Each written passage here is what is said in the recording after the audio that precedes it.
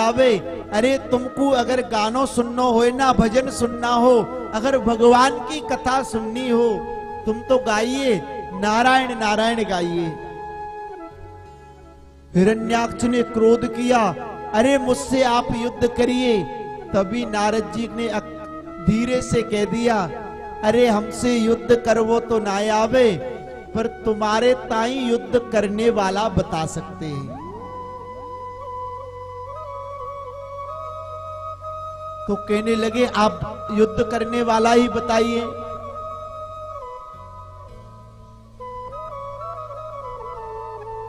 अरे हमको कोई युद्ध करने वाला ही बता दीजिए। तो कहने लगे, आप ऐसे सीधे चले जाओ, सामने से एक विशाल काला काला बारह आ रहा होगा, आप उससे जाकर के युद्ध करो। और आज हिरण्याक्ष और बारह दोनों भिड़ गए। 17 दिन तक लगातार युद्ध चला। और आज 18वें दिन बाद में मेरे गोविंद ने, मेरे 12 भगवान ने आज हिरण्याक्ष का वध किया। प्रेम से बोलिए राधे। आज हिरण्याक्ष का वध हुआ। और जैसे ही हिरण्याक्ष ने, जैसे ही 12 भगवान ने हिरण्याक्ष का वध करके आज पृथ्वी को अपनी नुकीली डाढ़ पर रखा, दांत पर रख करके आज जल से बाहर लाने लगी।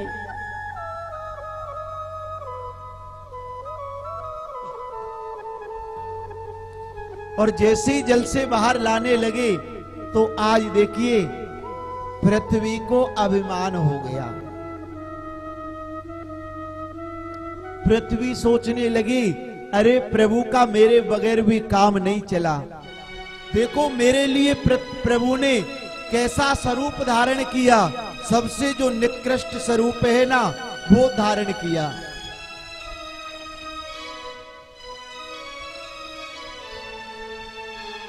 तो आज भगवान ने पृथ्वी मैया का अभिमान दूर करने के लिए एक सुंदर कौतूहल दिखाया।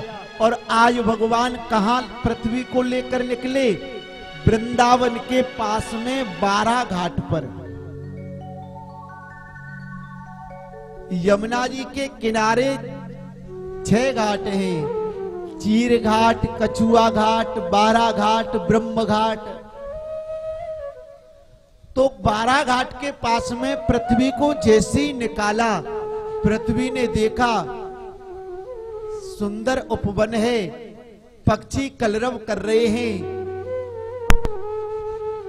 कलकल पावनी गंगा जी यमुना जी बह रही हैं। आज जैसे ही देखा पृथ्वी ने और पूछने लगी, प्रभु ये बताइए, अरे ये कौन सा नगर है, ये शहर कौन सा है? अरे मैं तो रसातल में थी, मेरे बिना ये शहर कहां टिका रहा? अरे ये कैसे टिका रहा? भगवान ने कहा, देवी जी ये वृंदावन है, ये मेरा घर है, इसकी कभी भी प्रलय नहीं होती है।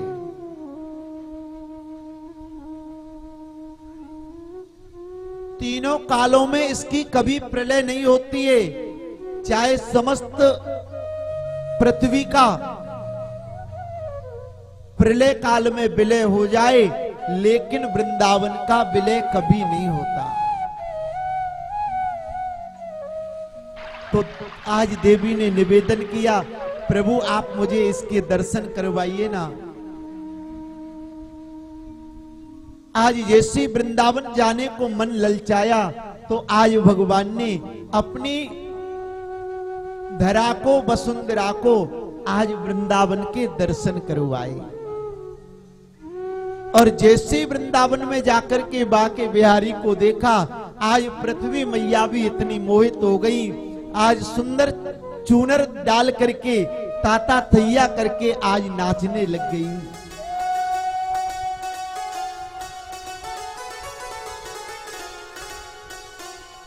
मैंने ओढ़ी चुनरिया तेरी पिया, ओ मैं मैंने ओढ़ी चुनरिया तेरी पिया, मैं तो तुझको रिझाऊंगी। हरि बन के जुगनिया कान्हा की वृंदावन जाऊंगी। हरि बन के गुजरिया कान्हा की वृंदावन जाऊंगी। बन के गुजरिया कान्हा की वृंदावन जाऊंगी। मैंने ओढ़ी चुनरिया तेरी पिया, ओ मैंने ओढ़ी चुनरिया तेरी पिया, मैं तो तुझको रिझाऊंगी। कोई नहीं रिझा रहा? अरे ऐसे ही रिझाएंगे भगवान को, बताइए। आज तो वैसे ही बहुत कम मैया आई है हमारी, क्योंकि बरसात हो रही है। अरे उठाइए दोनों हाथ और नृत्य करते हुए। बन के जुगनिया कान्हा की वृंदावन जाऊंगी। बन के गुजरिया कान्हा की वृंदावन जाऊंगी। जय हो।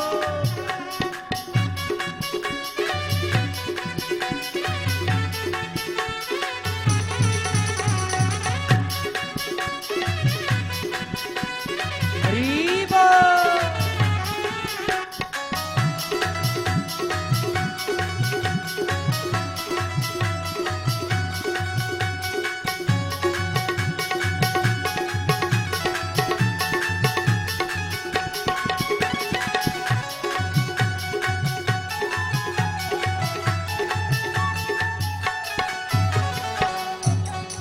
और आज देखिए, जैसे ही भगवान आज पृथ्वी मैया को ले जाने लगे, तो पृथ्वी मैया निवेदन करने लगी, नहीं प्रभु, मैं तो यहीं बसूंगी, मैं तो वृंदावन में ही कुटिया बनाऊंगी।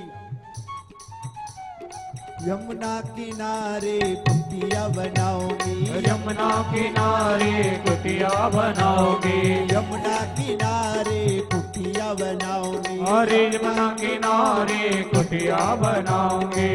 राधे राधे निस दिन गाऊंगी। राधे राधे निस दिन गाओगे। राधे राधे निस दिन गाऊंगी।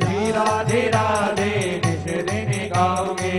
हो मैं तो हो के दीवानी तेरी पिया, मैं तो हो गई दीवानी तेरी पिया। हम तो हो के दीवानी तेरी पिया, मैं तो हो गई दीवानी तेरी पिया। मैं तो धूनी रमाऊंगी। बन के जुगनिया कान्हा की वृंदावन जाऊंगी। बन के गुजरिया कान्हा की वृंदावन जाओगे। बन के गुजरिया कान्हा की दीवान जाओगे। बोलिए वृंदावन धाम की जय हो।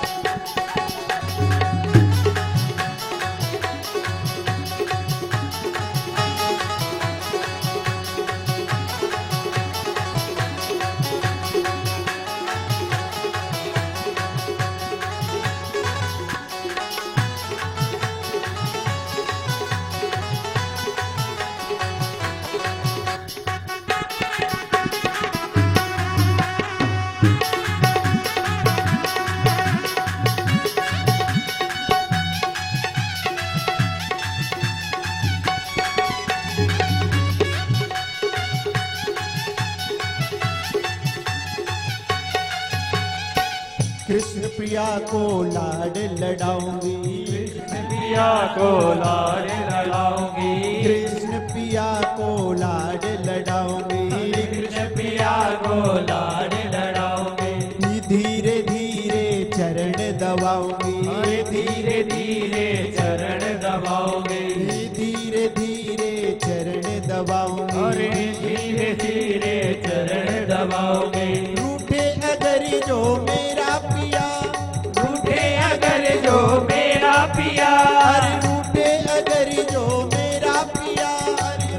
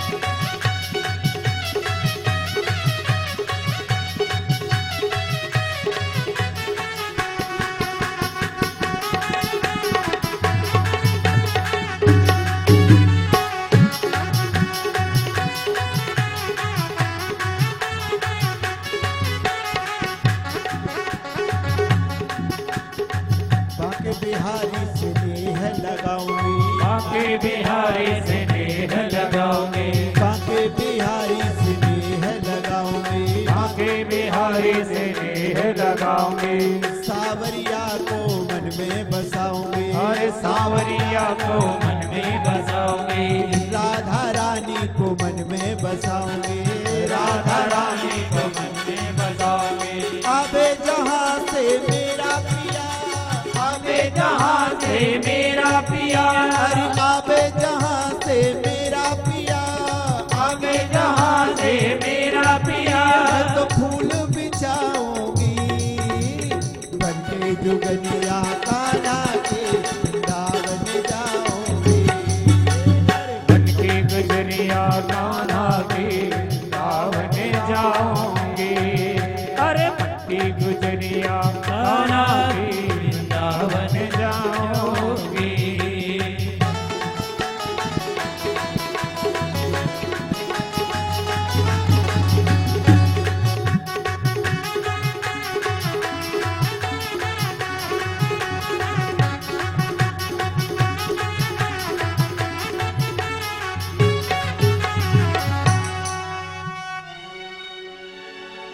बोलिए वृंदावन बिहारी लाल की जय हो।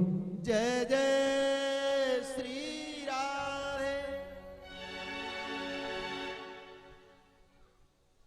आज पृथ्वी मैया ने कहा, प्रभु मैं तो यही ब्रज में वास पाना चाहती हूं। और देखिए प्यारो, अगर ब्रज में पहुंच जाए ना,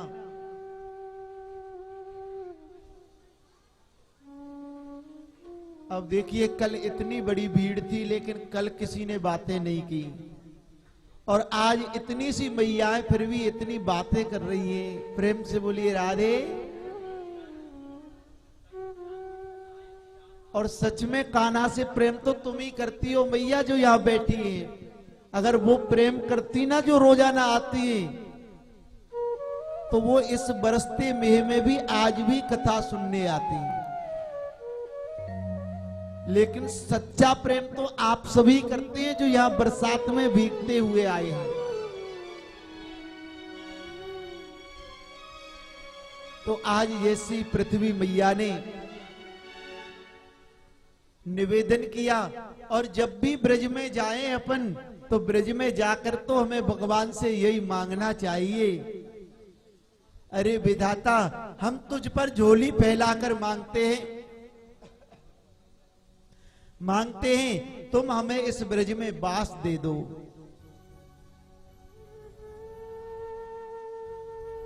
क्योंकि ब्रज में वास पाने के लिए ब्रह्मादिक इंद्रादिक देवता भी तरसते हैं, लेकिन उनको कभी ब्रज में वास नहीं मिलता।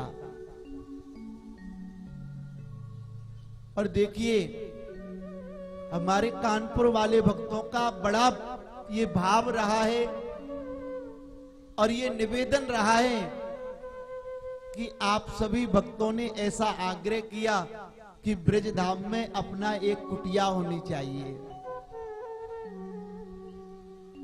नहीं तो देखिए हम 2004 से वृंदावन में रहे पढ़े, लेकिन कभी वृंदावन में रहते ये भाव नहीं आया कि हमें वृंदावन में रहना भी पड़ेगा। तो आप सभी के सहयोग से अब अपना एक आश्रम वृंदावन धाम में निर्माण हो रहा है। वो आप सभी का होगा और आप सभी के सहयोग से हो रहा है, क्योंकि एक व्यक्ति कोई कुछ नहीं कर पाता। और हमारा तो ध्येय यही है कि कथाओं के माध्यम से जल्द वृंदावन में भव्य एक आश्रम का निर्माण हो जाए, जिससे जब भी आप दर्शन करने जाएं तो अपना समझ करके, अपना घर मान करके उस कुटिया में जरूर निवास करें। तो ये सपना भी राधा रानी चाहेंगे तो जल्द ही साकार होने जा रहा है। तो आज पृथ्वी मैया ने भी वृंदावन में वास मांगा, लेकिन यहां परीक्षित जी ने प्रश्न किया राजन परीक्षित से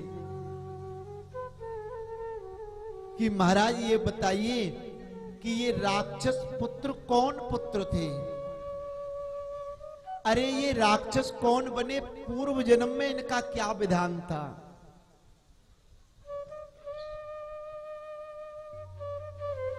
कहने लगे सुखदेव जी, एतौ तौ पार्षदो मह्यम जया विजया एवच। अरे ये पूर्व जन्म में जय विजय नाम के भगवान के द्वारपाल थे, लेकिन एक बार सनत कुमार जैसे दर्शन करने गए तो सनत कुमारों ने द्वारपालों को श्राप दे दिया और 3 जन्म तक राक्षस बनने का श्राप मिला। तो राजन पहले जन्म में यही हिरण्याक्ष और हिरण्याकश्यप बने, दूसरे जन्म में रावण और कुंभकर्ण बने, तीसरे जन्म में जाकर के शिशुपाल और दंतवक्र बने।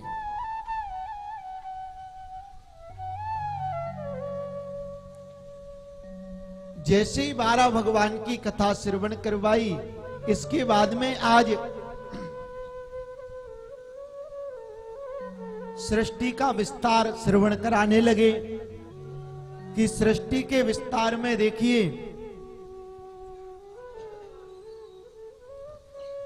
आज सृष्टि का विस्तार हुआ तो इनके बाद में एक ब्रह्मा के पुत्र हुए जिनका नाम हुआ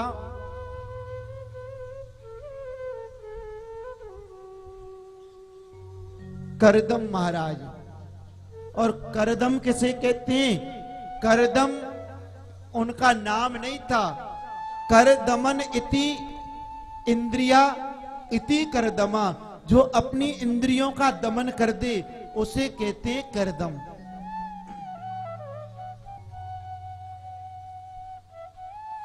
तो अगर हमें भी जीवन में अगर करदम बनना है तो सबसे पहले इंद्रियों का दमन करना पड़ेगा, इंद्रियों को भगवान को समर्पित करना पड़ेगा। और उन्होंने तो ऐसा इंद्रियों का दमन किया कि अनंत काल तक भगवान का भजन करने लगे। लेकिन एक दिन उनके मन में संसार को देख करके ये बात आ गई कि अगर भैया हमारा भी जीवन में विवाह हो जाता, इस भाव को भगवान ने प्रकट किया और आज जैसे प्रकट हुआ सोई चतुर्भुज नारायण प्रकट हो गए। जैसे नारायण को करदम महाराज ने देखा, कहने लगे नारायण भगवान, अरे भैया, अरे बाबा, तुम्हारी का विवाह करने की इच्छा है क्या? अरे नाय प्रभु, अब मैं विवाह नहीं करना चाहता, अब मैंने आपको देख लिया, अब आपको देख करके मैं मोह माया में नहीं फंसना चाहता। भगवान कहने लगे भैया हम तो तुम्हारे विवाह की बात पक्की कर आए, आज से 12 दिन बाद यहाँ पर मनु महाराज आएंगे और वो अपनी सबसे छोटी पुत्री देवहूति को दे करके चले जाएंगे। तो भगवान ने से आज वरदान मांगा, प्रभु अगर आप आज्ञा देते हैं तो मैं जीवन में विवाह कर लेता हूं, लेकिन जब मेरे एक संतान हो जाएगी ना तब मैं इस घर को छोड़ दूंगा।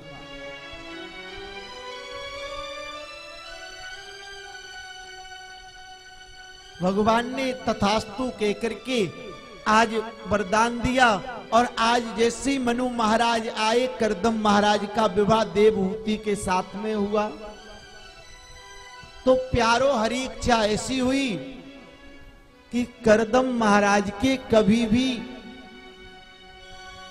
इतना समय बीत गया, लेकिन एक पुत्री हो गई, 2 पुत्री हो गई, 3 पुत्री हो गई, ऐसे करके 9 कन्याओं का जन्म हो गया।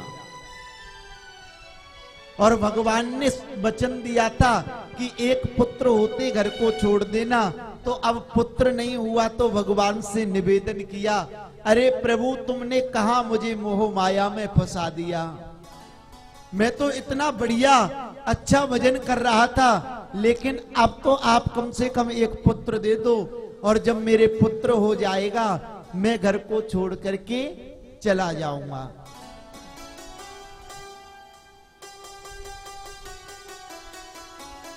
आज 10वें पुत्र के रूप में स्वयं भगवान नारायण मां देवहूति के गर्भ में आए और 10 महीने बाद में एक सुंदर बालक का जन्म हुआ और उस बालक का नाम आगे चल के कपिल के नाम से जाना जाने लगा। बोलिए कपिल भगवान की।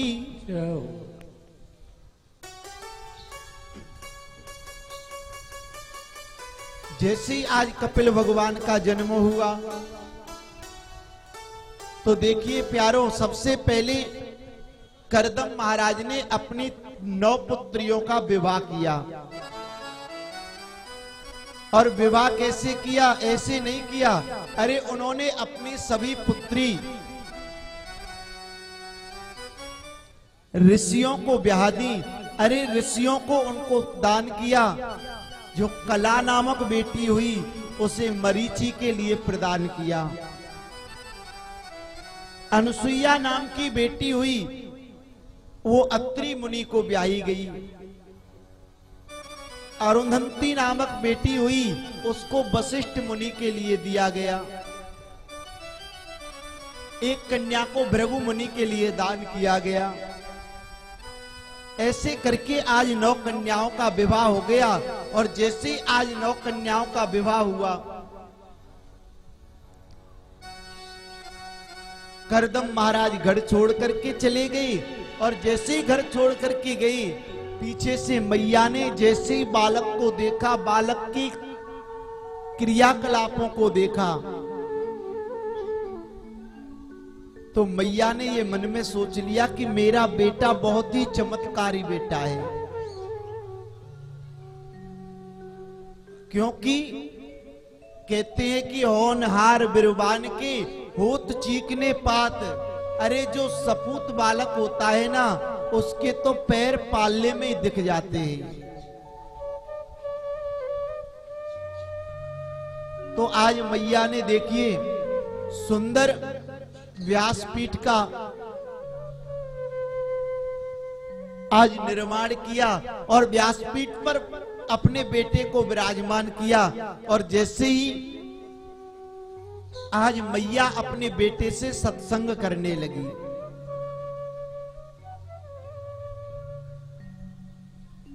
और प्रथम दिन भी बताया था प्यारों कि सत्संग वो नहीं होता कि सत्संग मंदिर में जाके मिले, कथा में जाकर मिले। अरे अपने बच्चों को लेकर के उन्हें अच्छी बात बताना भी सत्संग होता है। आज कपिल भगवान और मां देवहूति का सत्संग हुआ। तो सबसे पहले मां देवहूति ने एक प्रश्न किया, बेटा मुझे ये बताओ कि गर्भ में जीव को क्या सुख प्राप्त होता है?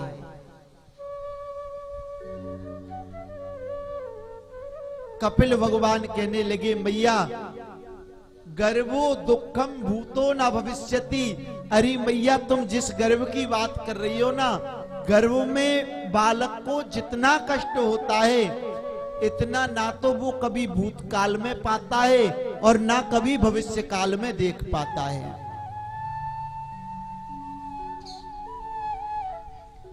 आज गर्भ के बारे में वर्णन किया और कहने लगे, मैया गर्भ में उस बालक के ऊपर ये त्वचा नहीं होती। अरे वो तो एक आमिष का पिंड होता है और उसमें मैया जब तीखा तीखा खाती है ना, तो छोटे छोटे कीटाणु ऐसे काटते हैं मैया, इतना असहनीय कष्ट होता है। और सबसे बड़ी बात तो ये है मैया कि गर्भ में जीव उल्टा लटका रहता है।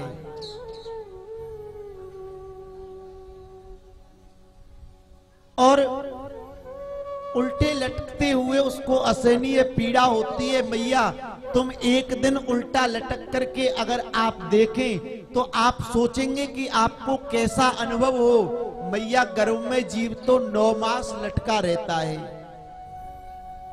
वहां तो बस एक ही प्रार्थना करता है, मैया अरे प्रभु मुझे इस नरक से बाहर निकाल दो, मैं तुम्हारा रोजाना भजन करूंगा, नित्य प्रति तुम्हारी पूजा करूंगा, हे प्रभु मुझे इस नरक कुंड से बाहर निकालो।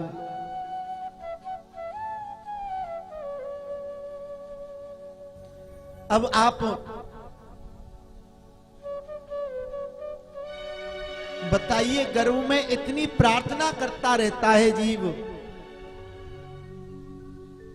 लेकिन जैसे ही बालक का जन्म हुआ, मैया परिवार वाले बताते हैं भैया ये तेरा चाचा है, ये तेरा फूफा है, ये तेरा मामा है, ये तेरा पिता है। और जैसे ही रिश्तों को मानता है वो जीव मोह माया में फंस जाता है और बचपन में तो कभी परमात्मा को याद नहीं करता। बचपन में तो उसे भक्ति प्राप्त होती है जिसमें जन्म जन्मांतर के बीज अंकुरित हुए हों, जिस पर भगवान की अनंत कृपा हो। लेकिन मैया जवानी में तो कम से कम भजन कर लेना चाहिए। अरे मैया, लेकिन ये जीव जवानी में जब विवाह हो जाता है तो भगवान तो नहीं, ससुराल उसको प्यारी लगने लग जाती है।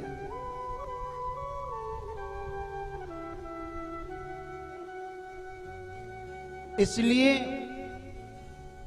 जवानी में तो कम से कम भक्ति कर लें। कल भी बताया, भक्ति जैसे करते हैं वैसा ही फल प्राप्त होता है।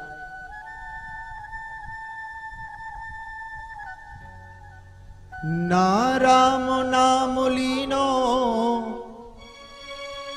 तेने भरी जवानी में, तू डूब के मर जा रे चिल्लू भर पानी में। तू डूब के मर जा रे चिल्लू भर पानी में।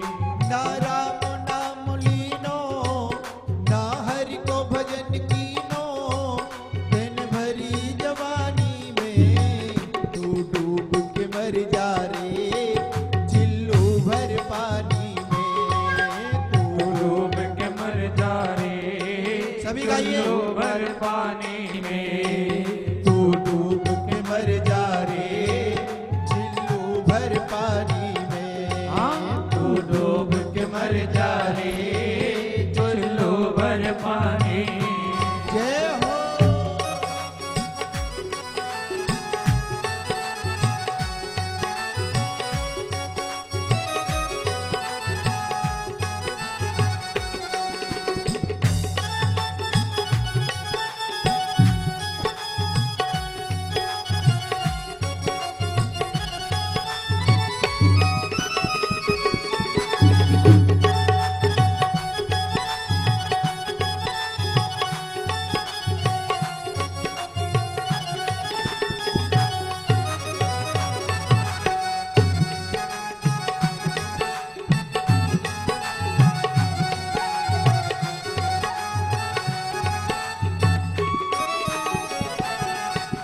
और कपिल भगवान कहने लगे, मैया जब मेरा जन्म हुआ तो मैं क्या साथ में लाया और मैं क्या साथ में लेकर जाऊंगा।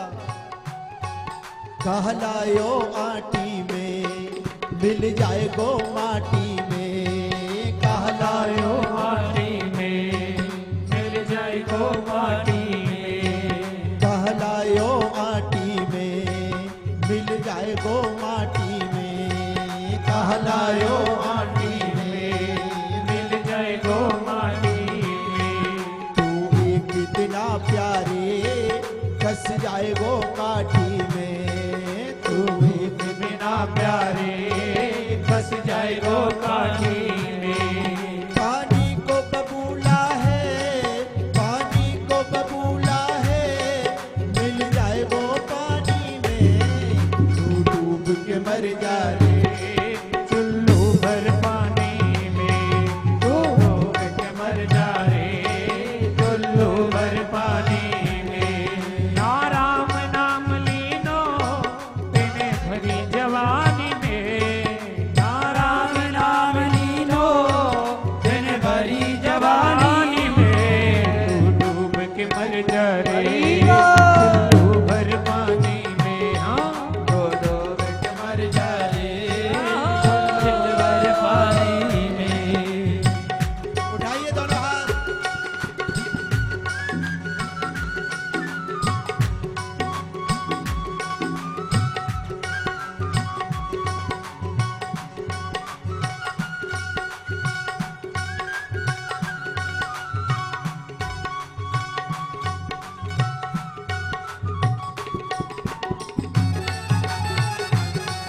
जय हो।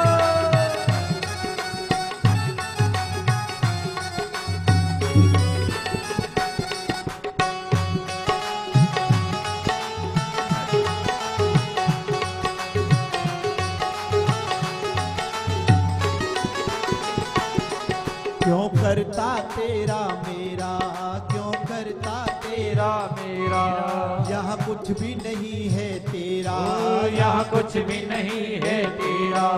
क्यों करता तेरा मेरा, क्यों करता तेरा मेरा, यहाँ कुछ भी नहीं है तेरा, यहाँ कुछ भी नहीं है तेरा।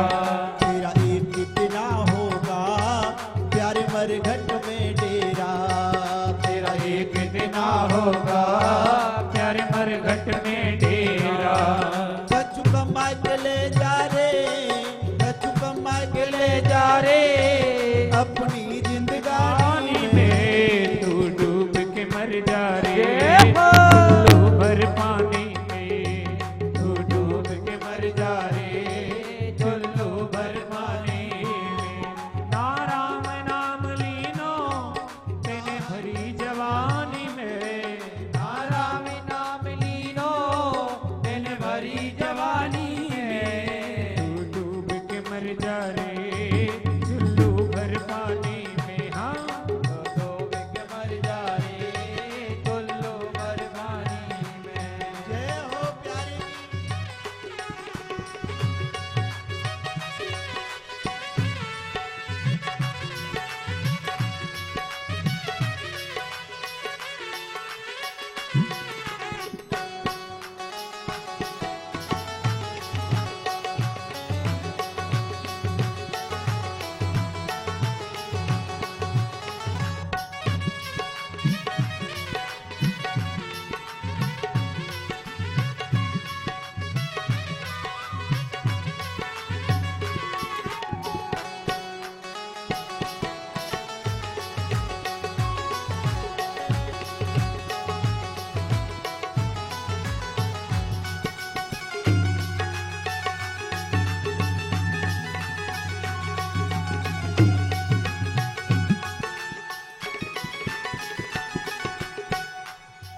कर सच्ची भक्ति है, कर सच्ची भक्ति है, भक्ति में शक्ति है, भक्ति में शक्ति है।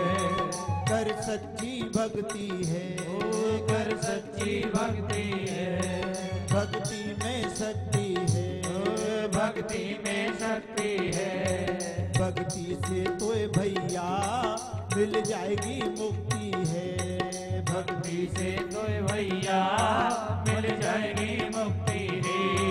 देने वालापन खोयो, देने वालापन खोयो, यो आना कानी में, तू डूब के मर जा रे चुल्लू भर पानी में। हाँ डूब के मर जा रे चुल्लू भर पानी में। ओ ना राम नाम लीनो दिन भरी जवानी में। ना राम नाम लीनो दिन भरी जवानी में।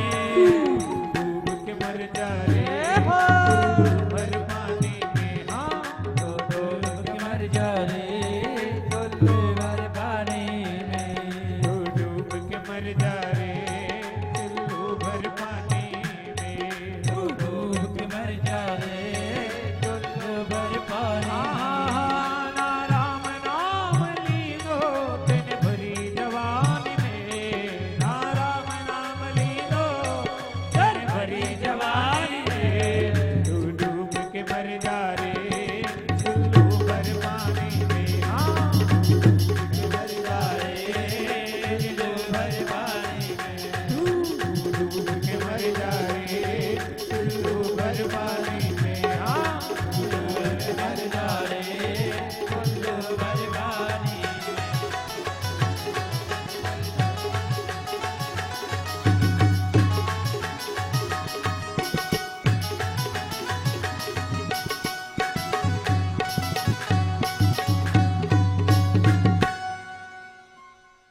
तू डूब के मर जा रे चिल्लू भर पानी में, ना राम नाम लीनो तेने भरी जवानी में, तू डूब के मर जा रे चिल्लू भर पानी में। अरे मैया, गर्भ में जीव को कोई सुख नहीं मिलता। भक्ति करें तो बचपन में करें, अगर बचपन बीत जाए तो कम से कम जवानी में भक्ति करें। और अगर जवानी भी बीत जाए ना तो फिर तो भैया बुढ़ापे में तो पानी पीना पड़ता है। पानी रूपी भक्ति पियो फिर, क्योंकि बुढ़ापे में भक्ति करने से पानी पीने का फल प्राप्त होता है। और जाते जे बुढ़ापे में पानी ना पियो जाए ना, बातें बड़ो महामूर्ख कोई भी ना हो। आज मैया ने और भी प्रश्न किए, बेटा तो ये बताइए, बंधन आत्मा का होता है या बंधन मन का होता है?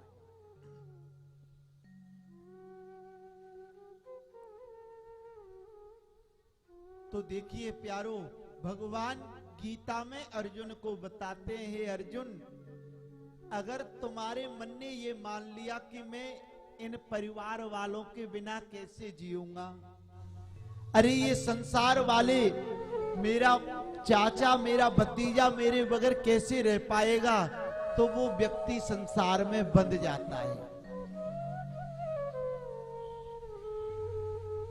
लेकिन एक बात आप सोच करके देखिए कि कोई व्यक्ति मान लीजिए अचानक से इस संसार को छोड़ करके चला जाता है, तब उसके बिना कैसे वो सब कार्य होते हैं जिनको वो पहले करता था।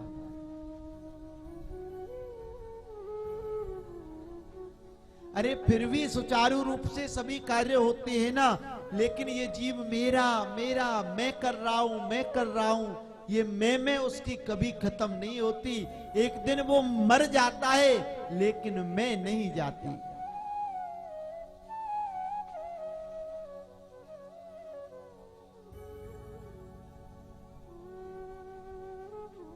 आज तक ये हमने उदाहरण कहीं नहीं बताया, लेकिन एक बार हमारे यहाँ एक चुटकुला बड़ा फेमस है कि एक बार रेलगाड़ी जा रही थी, रेलगाड़ी के साथ साथ में कुक्कुर दौड़ रहा था, कुत्ता दौड़ रहा था। वो सोच रहा था ये रेलगाड़ी को तो मैं ही चला रहा हूं, इस रेलगाड़ी को तो मैं ही चला रहा हूं। लेकिन यूं ही दौड़ते दौड़ते और जैसे ही उसका पैर रेलगाड़ी के नीचे आया, तब उसको पता चला भैया रेलगाड़ी तो अपने आप ही चल रही है।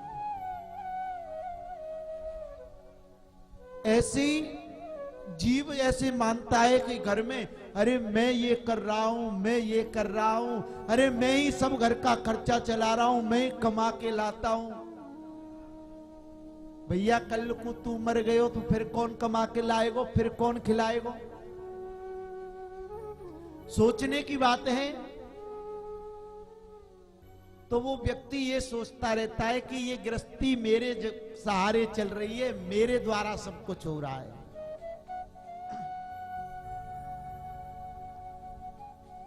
लेकिन आज कहने लगे कपिल भगवान, मैया जब जीव मृत्यु को प्राप्त होता है ना, तो जो ये जीव का मन है, ये मन ऐसा ये बाहर का एक शरीर है, ऐसा ही इस शरीर के अंदर एक सूक्ष्म शरीर होता है, एक छोटा शरीर होता है। उस शरीर में ये मन रहता है, और जब इसके प्राण छूटते हैं तो उस सूक्ष्म शरीर को से आकर के शरीर से उस सूक्ष्म शरीर के द्वारा, मन के द्वारा यमदूत प्राणों को खींचते हैं। तो नरक में उनको यातनाएं मिलती हैं। तो जैसा इस शरीर को कष्ट होता है, ऐसा ही मैया उस सूक्ष्म शरीर को भी सुख दुख की यातना होती है।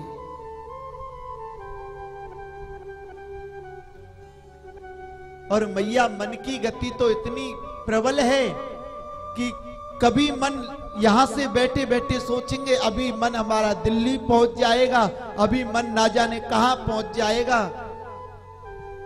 और एक संत तो ब्रज में ऐसा गाते थे, उनका भाव ही ऐसा था, वो गाते रहते थे, मेरा मन कभी दिल्ली, कभी मेरा मन लंदन, कभी मेरा मन मुंबई, कभी मेरा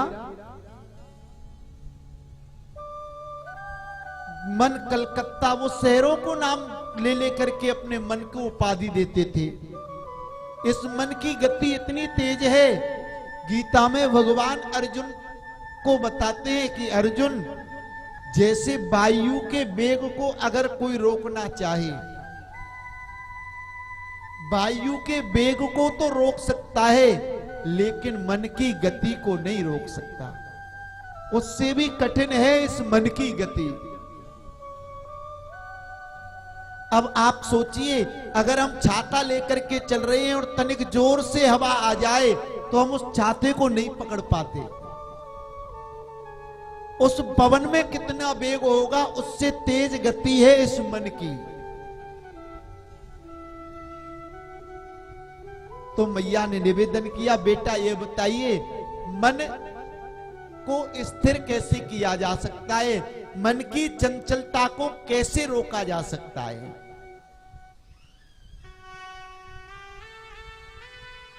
कृष्ण गोविंद गोपाल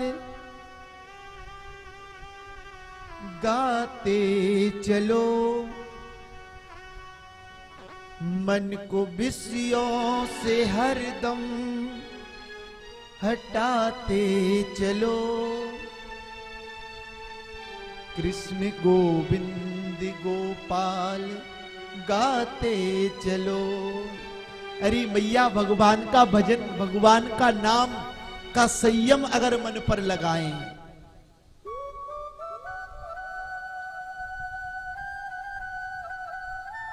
देख नाना इंद्रियों के घोड़े भगे, इनमें हरदम ये संयम के कोड़े लगे। अपने रथ को सुमारग लगाते चलो, कृष्ण गोविंद गोपाल गाते चलो। काम करते चलो, नाम जपते चलो, हर समय कृष्ण का ध्यान धरते चलो।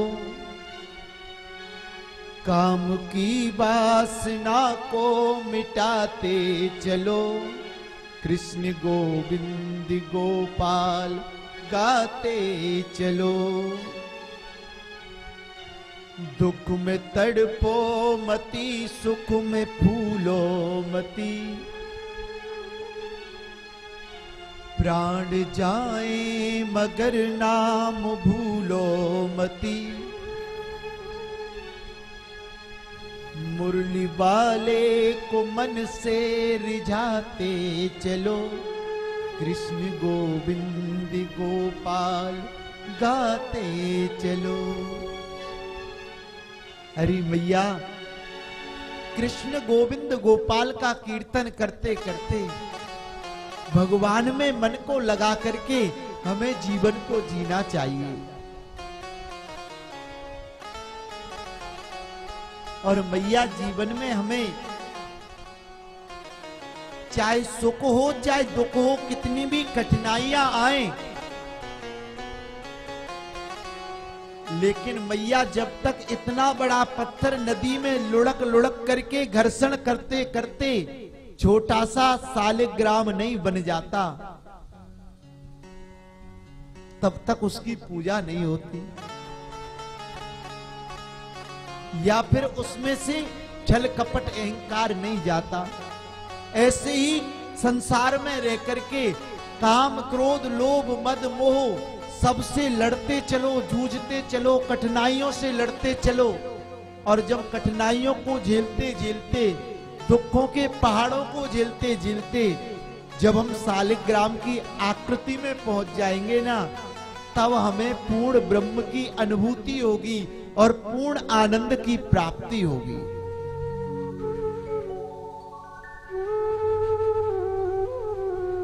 अरे मैया, भक्ति की डगर बहुत ही कठिन है।